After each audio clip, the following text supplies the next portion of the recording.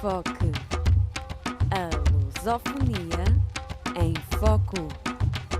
Nós somos o quarto país do mundo com a mais baixa taxa de mortalidade infantil. Claro. Nós éramos o país da Europa com mais elevada taxa de 56% por mil crianças nascidas. Neste momento, nós temos 2, poucos por cento de mortalidade infantil. Nós estamos à frente dos Estados Unidos, estamos à frente da generalidade de todos, dos países europeus. Isso tem de ser dito. Isso é uma conquista de Abril. Esta porcentagem, estarmos à frente de quase toda a Europa, de quase todo o mundo, não é da Europa, é de todo o mundo. Claro, É uma grande conquista de Abril. Absolutamente. Não, o Sérgio Godinho tem aquela intuição da canção A Paz, o Pão, a Habitação, a Saúde. E é também aí que a gente nota que não quero falar da concorrência. O Sena Santos, que é um grande jornalista português, está a fazer um programa para a próxima semana, para a semana de 25 de Abril, na Antena 1, em que é exatamente baseado nessa canção, nos temas dessa canção. E veio há dias a Coimbra justamente para falar comigo sobre isso, e eu tive esse enorme gosto. E na altura, para falarmos do pão, quer dizer, na minha conversa, para falarmos do pão, mas tornou-se claro, mesmo que a conversa tivesse que ser contida, que era para pouco tempo de rádio, não estávamos aqui com esta liberdade toda que estamos aqui, ou melhor, com este espaço todo, estava visto que tudo estava ligado, não é? Tudo estava ligado, o pão com a saúde, a habitação com... e esse é um ganho que nós... bom, o problema é que nós temos que... para os que aqui estamos, é muito fácil e consensual fazer esta conversa, mas é preciso ir de forma o mais racional possível, não é? E o mais veemente, compreensiva às vezes, insistir muito nisto, nesta demonstração. Eu ainda há dias estava a falar das minhas aulas com os meus alunos, que são alunos do último ano da licenciatura em Economia, e fui muito confrontado com uma ideia, enfim, com a qual não podia contemporizar, que era aqueles que já estão dentro da universidade, a defenderem aquela ideia tola, passa a expressão, de que se calhar era melhor não vir tanta gente para a universidade, porque afinal não compensa vir para a universidade. É mais fácil encontrar emprego e também se ganha um bom salário, mesmo não vindo para a universidade, porque não sei o quê, não sei o quê. Bom, e aí calculam, com toda a cordialidade, há que dizer alto e para o baile, não é? Porque, ponto 1, se há alguma coisa para que os estudos de economia servem, uma delas, por exemplo, é para mostrar que o chamado prémio salarial de quem anda no ensino superior é elevado. Tem vindo a diminuir, é verdade, mas é elevado ainda. Ou seja, quem entra no ensino superior, se quisermos medir por aí, nós devíamos medir também por outras coisas, evidentemente vai ter um salário melhor. E vai ter um emprego mais justo, digamos assim, que mais não seja. E, portanto, eu disse, não, por favor, vocês são estudantes de economia, não podem dizer aquilo, têm que saber o que é sobre isto, não podem dizer o que vos vem à cabeça, porque não é verdade. E a outra coisa, claro está, é que isso se vê, é que quem não vem para a universidade, os que vêm para a universidade e obtêm uma licenciatura podem ser também isto que eu vou dizer, mas os que não vêm são muito mais. Eles vão ser, digamos assim, a tropa de choque, vão ser o recurso de fácil acesso para aquilo que na economia portuguesa não presta. E o que não presta são salários baixos, empregos precários e, sobretudo, empresas que nem o raio do valor que deviam criar, criam. E, sobretudo, que estão acantonadas em setores protegidos. Há algum mal do turismo? Não. A única coisa que há de mal no turismo, para uma economia, é quando, sendo o turismo pouco criador de valor, porque o é, baseando-se no que se baseia, e já nem falo nas questões ambientais, nós deslocamos a economia para esse lado, desfavorecendo, portanto, outros onde se deviam concentrar. Nós precisamos e se calhar tu queres chegar a este ponto, embora não tal. Para mim é muito importante, aliás, também a tua área de investigação, tu estás ligado, a tua tese de doutoramento foi ligada à indústria e à modernização da indústria e à modernização do tecido económico português, e eu queria que concluísses o teu raciocínio e depois fôssemos para aí, para vermos... Estava eu a dizer, não há mal nenhum em nenhum setor da economia, seja ele qualificado, nenhum deles é mau, como é evidente. Talvez apenas o de fazer bombas e armas, ou de fazer maldades em geral, que também há instrumentos para isso. Mas o grande problema é este, é saber como é que nós, com os recursos que temos, somos capazes de criar valor, capazes de criar riqueza que seja distribuível, não é? Que seja capaz de qualificar as pessoas. E, portanto, qual é a grande proteção? Há uma classe neste país que é altamente protegida. Essa classe altamente protegida são os empresários. E temos que dizer isto claríssimo. Porquê é que são protegidos? Porque há outras também, se calhar se estivéssemos a falar da habitação, estaríamos a falar dos proprietários, com certeza. Mas agora estávamos aqui essa dos proprietários é escandalosa contra a própria economia. Mas, pronto. Exatamente. Porque é que a classe dos empresários é altamente protegida? É altamente protegida, em primeiríssimo lugar, porque usa trabalho barato, porque usa mão de obra a quem paga baixos salários, os grandes protetores agora no sentido económico, não é? Proteger a posição dos empresários, são os trabalhadores.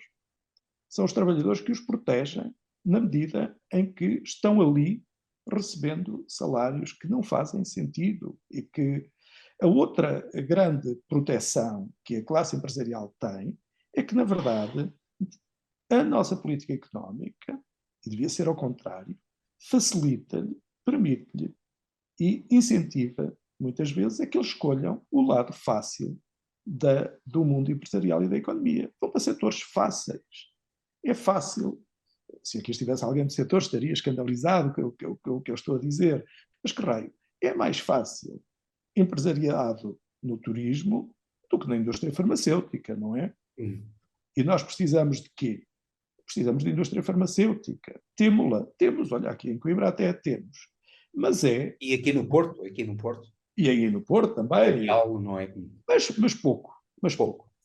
Pouco, comparativamente, muito pouco. Às vezes assente, lá está, e está bem, é correto, naquilo que é também de mais fácil acesso, por exemplo, a produção de genéricos, não é? Ainda bem, sou um defensor dos genéricos, mas essa outra proteção, quer dizer, temos um ambiente económico que permite que os empresários não sejam exigentes consigo próprios nem com aquilo que organizam. Bom, e depois temos uma proteção fiscal, evidentemente. Vimos bem, quando houve um acordo de rendimentos aqui assim no fim do ano passado, muito disso era baseado, afinal, no Estado e não nos empresários. Daquilo que o Estado, através da política fiscal, se propunha dar para compensar essa coisa extraordinária que é termos um salário mínimo incrivelmente mais baixo que o espanhol. E, portanto, o próprio Estado compensava a alta do salário. Isso, exatamente. E, portanto, temos que olhar para o outro lado. Eu fiz uma tese de doutoramento nos anos 80 sobre aspectos da indústria que revelavam mais coisas que se consideravam, à época, positivas, que se consideravam até, digamos, um bom ponto de partida para coisas que fossem crescentemente... enfim, não gosto muito desta linguagem, mas na altura estava a entrar na moda, que fossem inovações, toda a ideia da inovação. Muito bem, nós hoje resolvemos muito desses aspectos, temos com certeza dados na nossa indústria que são significativos, mas temos um problema, é que o peso da indústria na criação de riqueza no nosso país, em termos percentuais, diminuiu muito. Porquê? Porque a indústria regrediu. E, muitas vezes, enfim, qualificamos certos setores industriais, é verdade, o têxtil, o vestuário, o calçado, com certeza que sim. Mas qualificámo-lo por uma grande redução do seu peso, porventura sem beneficiar de tudo o que de mais positivo, se a lógica fosse de qualificação, poderia haver, dado o peso e a tradição desses setores.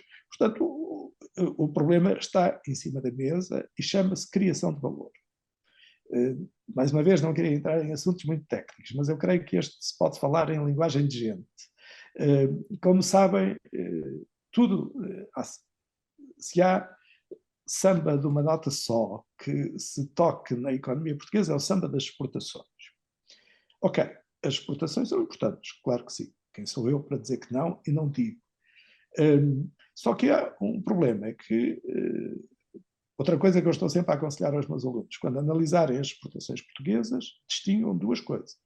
Vejam quais são as exportações de bens industriais, e quais são as exportações de serviços. Das exportações de serviços há muita coisa. Há a TAP, por exemplo, que exporta serviços, mas uma grande parte é turismo. E cá voltamos à questão do turismo, e eu não quero alongar-me por aí. E, portanto, nós temos capacidade industrial hoje, temos escassa para as nossas exportações. O nosso déficit, mesmo quando a balança, enfim, o equilíbrio externo entre exportações e importações está feita por causa do turismo, não está feita por causa de bens. Aí o déficit é enorme. Mas há um outro dado, este que é possível dizer em linguagem de gente de forma muito fácil. É ótimo que nós exportemos um carro, ou exportemos os milhares de carros que saem, nem é preciso falar da Auto Europa, que saem de Mangualda, da Guarda. Isso é ótimo. Mas temos que saber quanto é que naquele carro foi incorporação de valor nacional e quanto é que tinha entrado antes pela mesma fronteira para ser incorporado no carro e, portanto, é uma importação. E esse valor é demasiado elevado. O que é que isto quer dizer? Mesmo quando exportamos um carro, que supostamente, vá lá, é uma coisa assim mais sofisticada do que exportar t-shirts ou sapatos, quando exportamos um carro, a incorporação de valor que aí temos é baixa. E é preciso, para dizer isto numa frase simples, mas também rápida, é preciso política industrial, é preciso política de emprego, é preciso política de qualificação que torne isso mais elevado. E é aí que entra, hoje, felizmente, quando falamos da indústria, e por isso o Henrique falava, enfim, nas novas indústrias, não é? Quando falamos de indústria, já não falamos de uma chaminé a deitar fumo, não é? E de malta suja e enferrujada, não é? Podemos falar de indústrias com alta sustentabilidade ambiental. E esse ponto é muito importante. Hoje é verdade, as políticas pelo menos têm isto na sua linguagem e é preciso desenvolvê-lo muito. E, portanto, não há dúvida, há questões de desenvolvimento industrial que são muito importantes, que, no meu entender, devem sempre começar por estas duas coisas. A criação de discutir que valor vamos criar e como é que o vamos repartir, e, portanto, segunda coisa, discutir o tipo de emprego. Em mais um jargão de economista, o sistema de emprego é a questão essencial. Porque dizia um querido colega meu da Faculdade de Direito, que foi, porventura, professor ou colega, ele já dirá, do Henrique Prior, Jorge Leite. Foi meu professor, meu amigo e meu professor. Jorge Leite dizia, como ninguém disse neste país, que o principal mecanismo de inclusão social é a relação de emprego.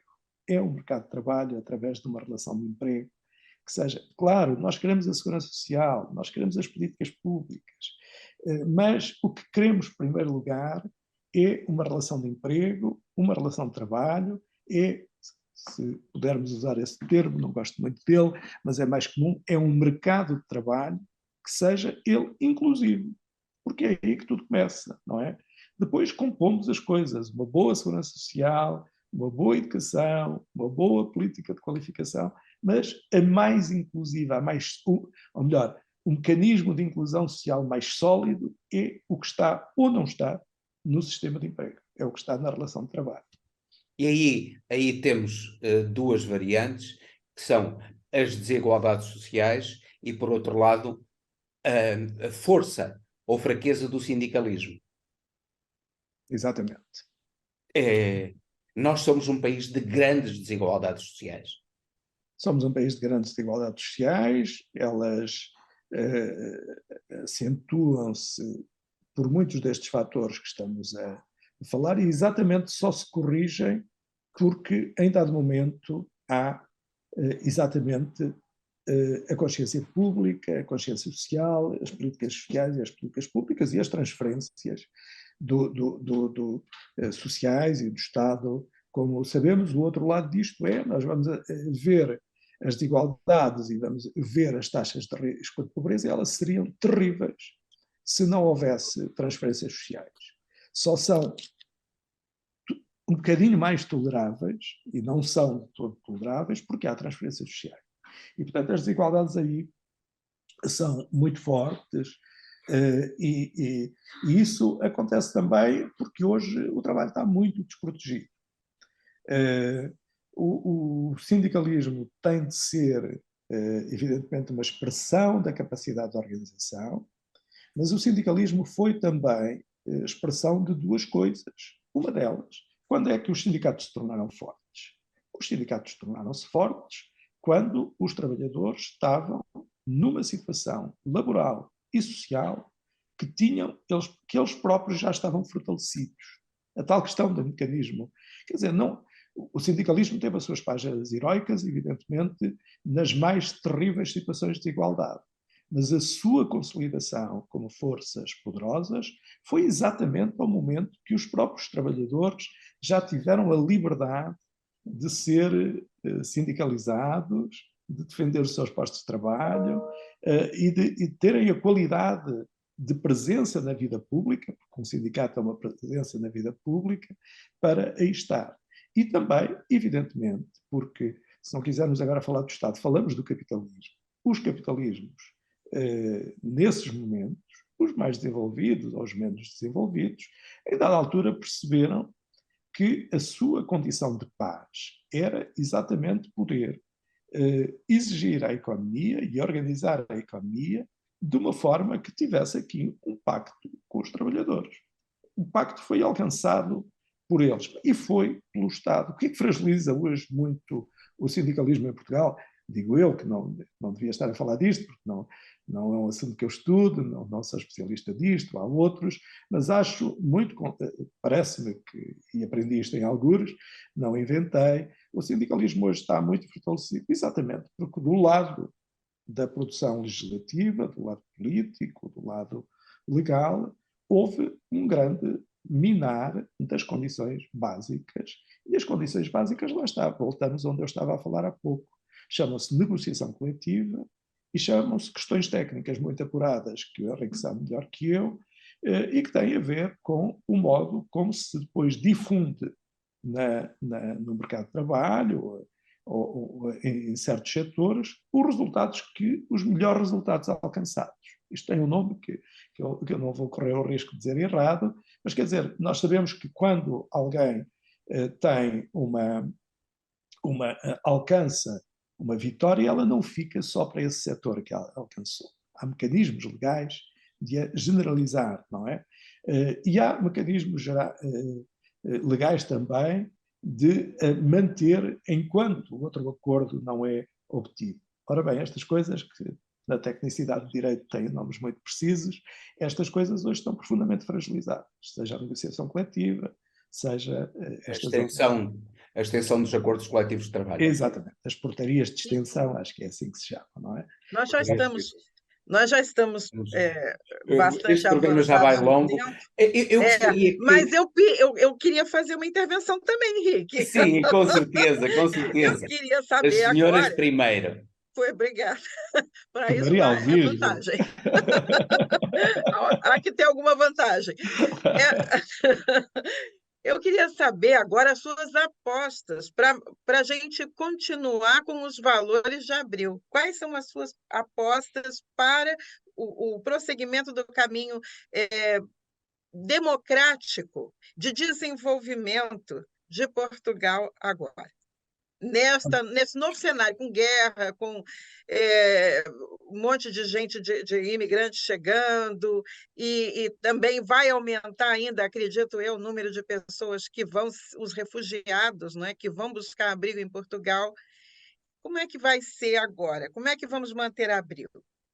Há duas coisas que passaram a povoar muito a minha cabeça, digamos, quando penso em termos económicos, políticos, sociais. Uma questão mais recente é esta. Isto não me sai da cabeça. Eu estou muito preocupado quanto a saber o que é que daqui a 10 anos, no ano 2033, e o ano 33 foi no século passado um ano terrivelmente simbólico, o que é que 2033, que é só daqui a 10 anos, como é que daqui a 2033 nós olhamos para o que estamos a fazer hoje? E, sobretudo, como é que olharemos se estivermos infelizes? E, provavelmente, a probabilidade de estarmos infelizes é grande. Eu acho que nós temos permanentemente que responder a esta pergunta. Como é que nós vamos olhar daqui a 10 anos para o ano de hoje? Vamos estar contentes com o que fizemos? Como é que vamos avaliar aquilo que estamos a propor e aquilo que estamos a estabelecer? E estou a falar de mim, não é da política, do governo, estou a falar de mim, isto é, de toda a gente. Com o que é que a gente está comprometido?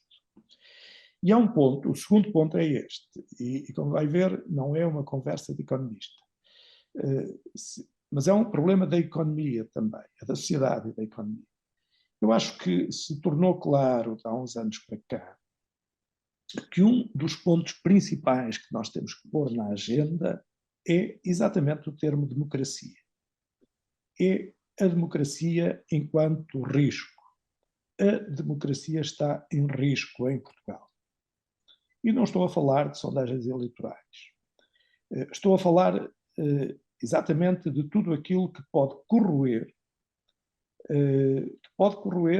os tais mecanismos, uns já muito frágeis, outros ainda fortes, mas suscetíveis de serem postos em crise, dos tais mecanismos em que as pessoas, em que as desigualdades se diminuam ou atenuam, em que as pessoas são incluídas naquilo que têm acesso. A questão da democracia, se eu tivesse que pensar em 5 problemas, ou 5 trabalhos que nós temos pela nossa frente, aquele que eu punha em primeiro lugar, não vou falar deles todos, não tem interesse, mas aquele que punha em primeiro lugar era exatamente este, da democracia.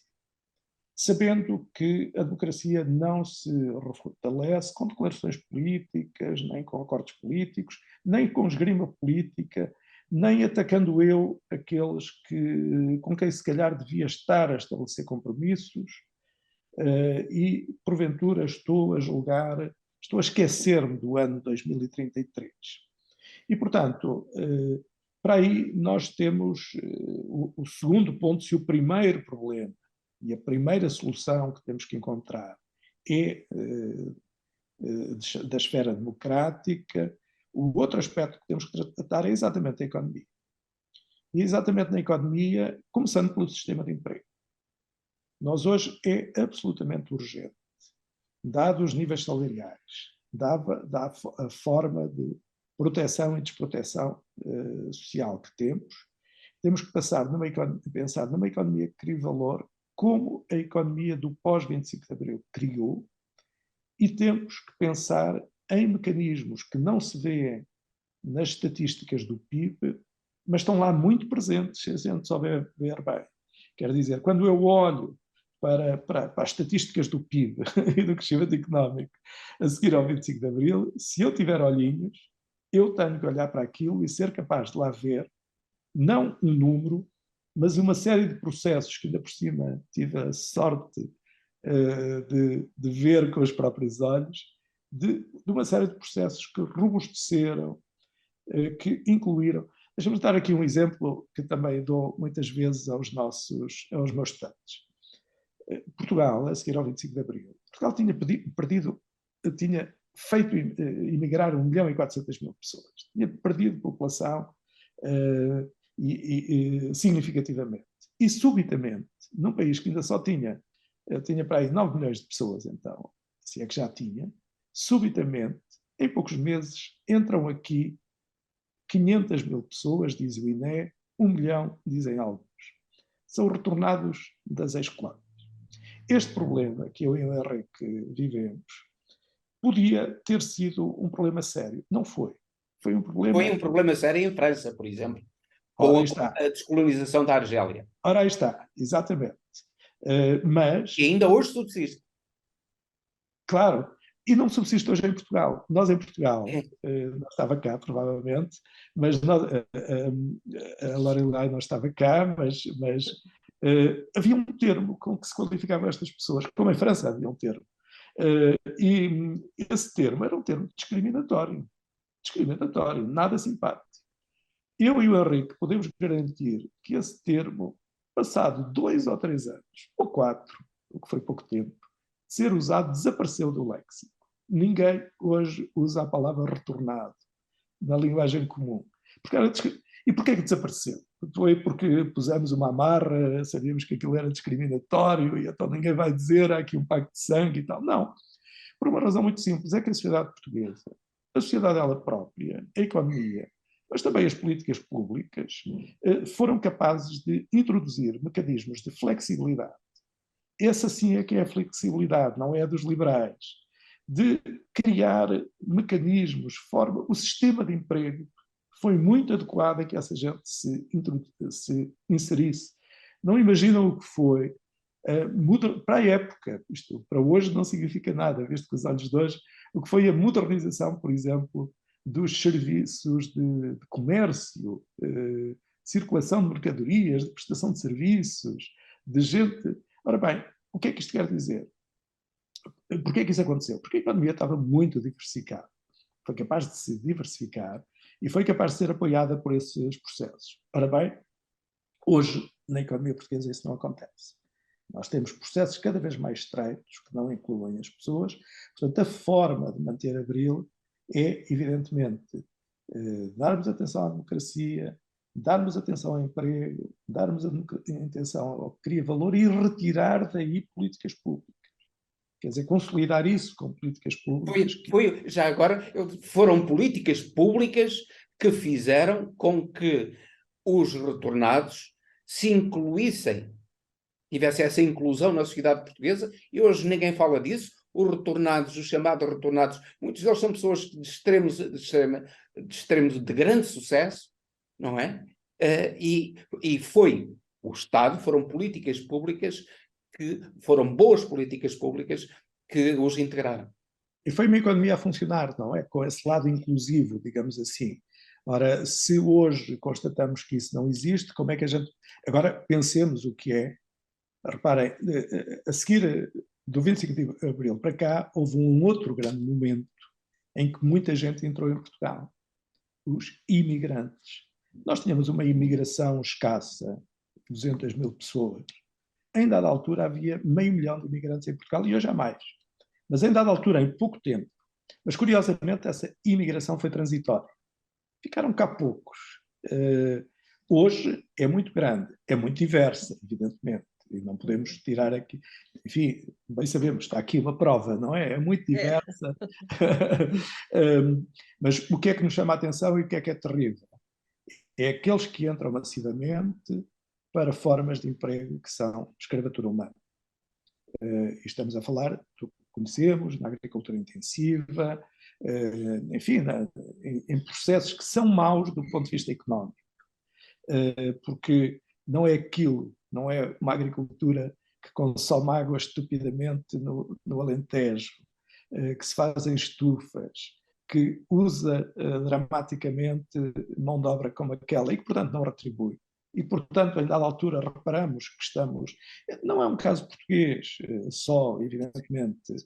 Eu lembro-me da pandemia, no início da pandemia, de subitamente ter visto, não sei porquê, no jornal, qualquer coisa, anda se calhar por aí nos jornais, foi conhecido na Europa, que os finlandeses também subitamente repararam que tinham imigrantes em condições de escravatura, não é? e visibilizaram isso, tal como nós visibilizamos. Eu gostaria de acreditar e, sobretudo, não queria pensar que eles ainda se lembram e que nós nos esquecemos.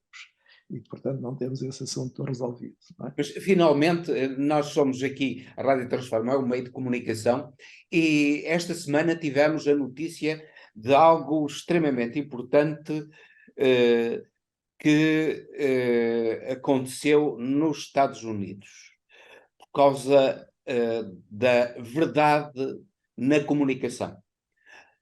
De se ter chegado a um acordo, infelizmente não se foi para julgamento, chegou-se a um acordo com a Fox News sobre as mentiras difundidas pela comunicação social, nomeadamente por esse poderoso meio de comunicação que é a Fox, do multimilionário Rupert Murdoch, e nós sabemos o perigo que isso traz para a democracia.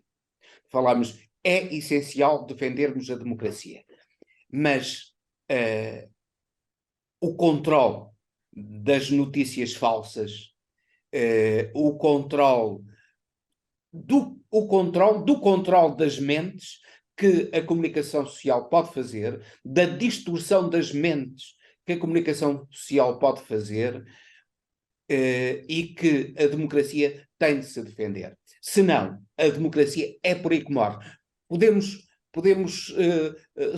ser bem-sucedidos noutros campos, mas a democracia pode morrer por aí. Não... Absolutamente. Há aqui, enfim, gente que anda por onde eu e o Prior andamos, mesmo que não nos vejamos há muitos anos, sabemos que é assim, vejamos pessoalmente.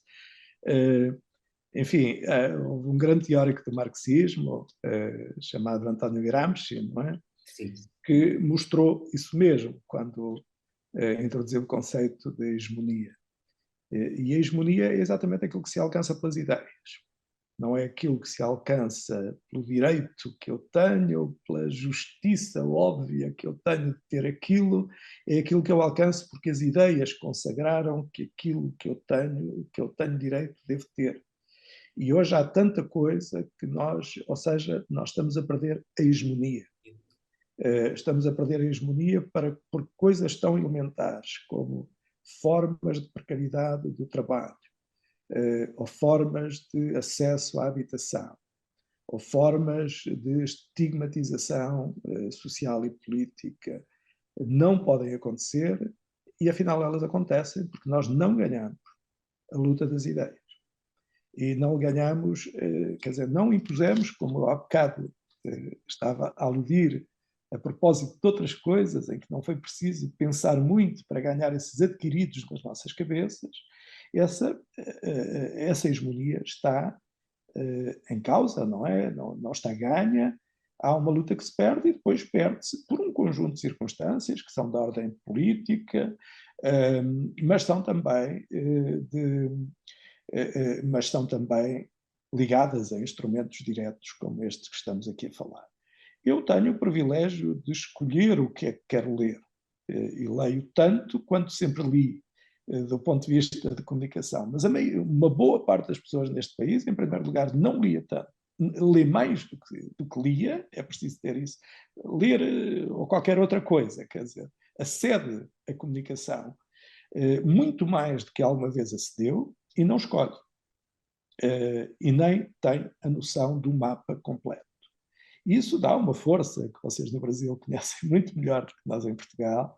Infelizmente. Infelizmente, dá uma força que é terrível e que nos põe nesta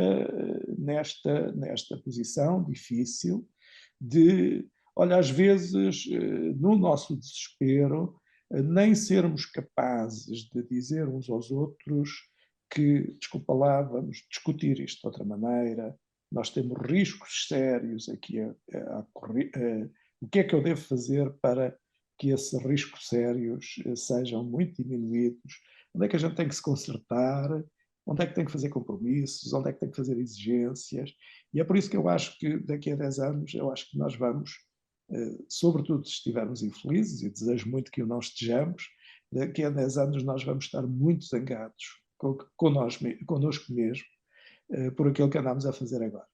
Acho eu, mas desejaria eu que não fosse assim. Eu acho que Esperamos que a esperança que o 25 de Abril trouxe e concretizou através das lutas das pessoas, do empenhamento dos cidadãos, do exercício da cidadania, esperamos que tudo isso faça com que os teus presságios pessimistas não se concretizem e com desejo que não, e é por isso que estamos a festejar o 25 de Abril. Estamos a festejar a forma Abril, de fazer isso é festejar 25 de Abril sempre, e dizemos hoje e sempre, 25 de Abril sempre, porque foi a data da liberdade e a data da esperança. Obrigado, Zé, por esta excelente conversa que tivemos contigo. Obrigado aos dois e 25 de Abril sempre.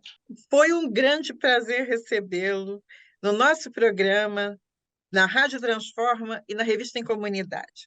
Pedimos a você que chegou até aqui, que curta e que compartilhe esse programa para chegar a mais pessoas. Até o próximo programa em Foco.